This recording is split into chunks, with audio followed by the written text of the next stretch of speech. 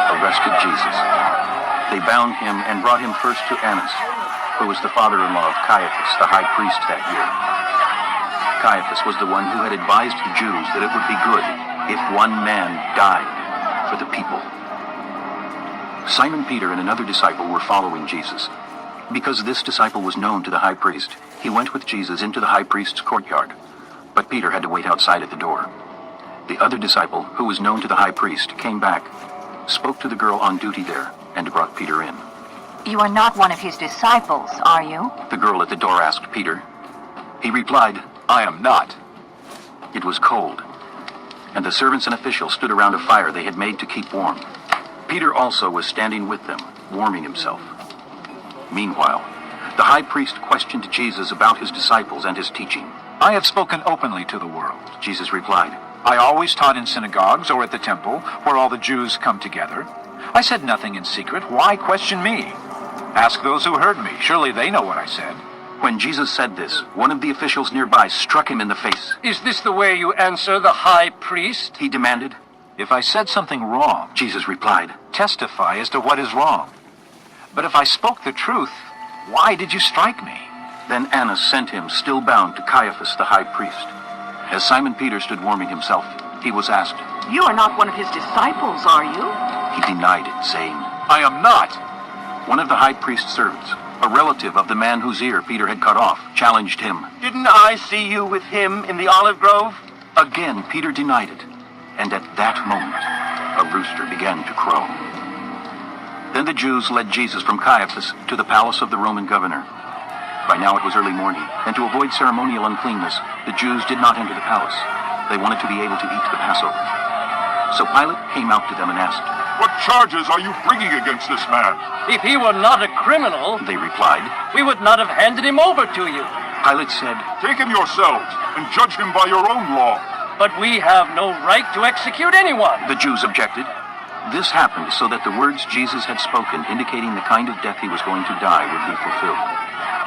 Pilate then went back inside the palace, summoned Jesus, and asked him, "Are you the king of the Jews?" "Is that your own idea? Jesus asked. Or did others talk to you about me?"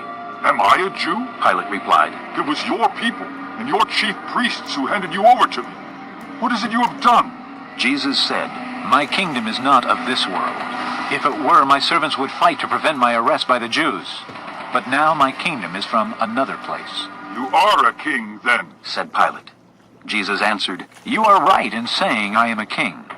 In fact, for this reason I was born, and for this I came into the world, to testify to the truth. Everyone on the side of truth listens to me." "What is truth?" Pilate asked. With this he went out again to the Jews and said, "I find no basis for a charge against him. But it is your custom for me to release to you one prisoner at the time of the Passover. Do you want me to release the king of the Jews?" They shouted back, "No, not him! Give us Barabbas!" Now Barabbas had taken part in a rebellion. Chapter 19. Then Pilate took Jesus and had him flogged. The soldiers twisted together a crown of thorns and put it on his head. They clothed him in a purple robe and went up to him again and again, saying, "Hail, King of the Jews!"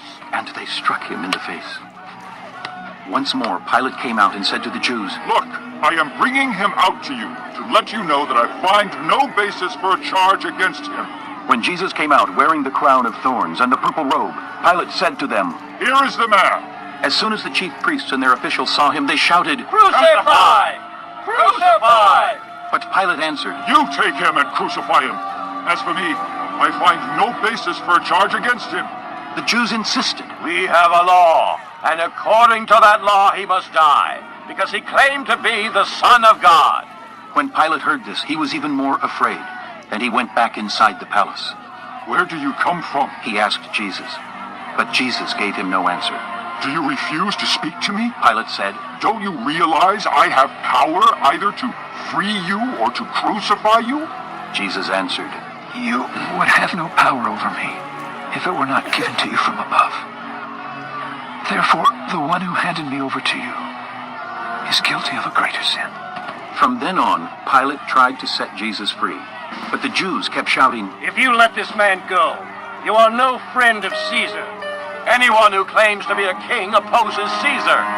When Pilate heard this, he brought Jesus out and sat down on the judge's seat at a place known as the Stone Pavement, which in Aramaic is Gabbatha. It was the day of preparation of Passover week, about the 6th hour.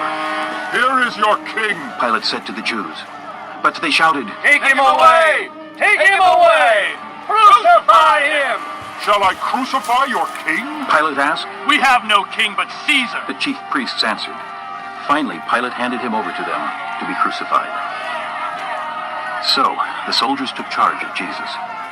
Carrying his own cross, he went out to the place of the skull, which in Aramaic is called Golgotha. Here they crucified him, and with him 2 others, one on each side, and Jesus in the middle. Pilate had a notice prepared and fastened to the cross.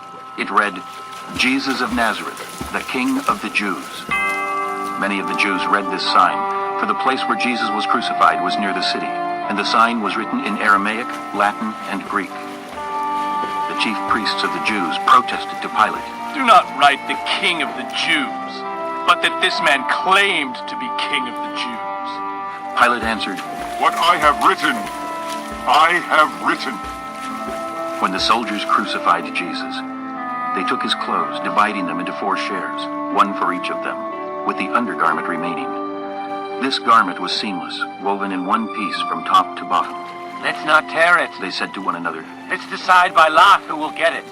this happened, that the scripture might be fulfilled, which said, They divided my garments among them, and cast lots for my clothing. So this is what the soldiers did. Near the cross of Jesus stood his mother's sister, Mary, the wife of Clopas, and Mary Magdalene. When Jesus saw his mother there, and the disciple whom he loved standing nearby, he said to his mother, Dear woman, here is your son. and to the disciple, Here is your mother. From that time on, this disciple took her into his home. Later, knowing that all was now completed, and so that the scripture would be fulfilled, Jesus said, I am thirsty. A jar of wine vinegar was there. So they soaked a sponge in it, put the sponge on a stalk of the hyssop plant, and lifted it to Jesus' lips. When he had received the drink, Jesus said, It is finished. With that, he bowed his head and gave up his spirit. Now, it was the day of preparation, and the next day was to be a special Sabbath. Because the Jews did not want the bodies left on the crosses during the Sabbath, they asked Pilate to have the legs broken and the bodies taken down. The soldiers therefore came and broke the legs of the first man who had been crucified with Jesus, and then those of the other. But when they came to Jesus and found that he was already dead, they did not break his legs. Instead, one of the soldiers pierced Jesus' side with a spear, bringing a sudden flow of blood and water. The man who saw it has given testimony, and his testimony is true. He knows that he tells the truth, and he testifies so that you also may believe. These things happened so that the scripture would be fulfilled. Not one of his bones will be broken. And as another scripture says, they will look on the one they have pierced.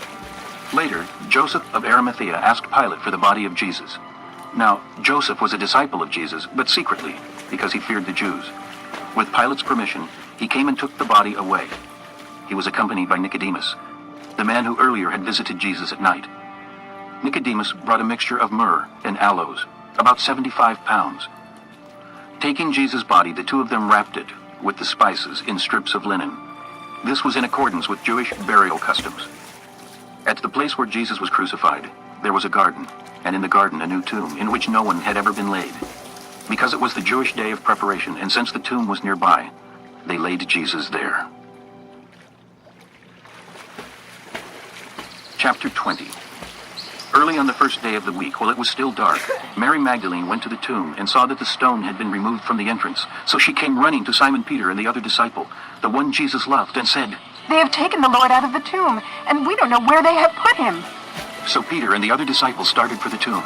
Both were running, but the other disciple outran Peter and reached the tomb first.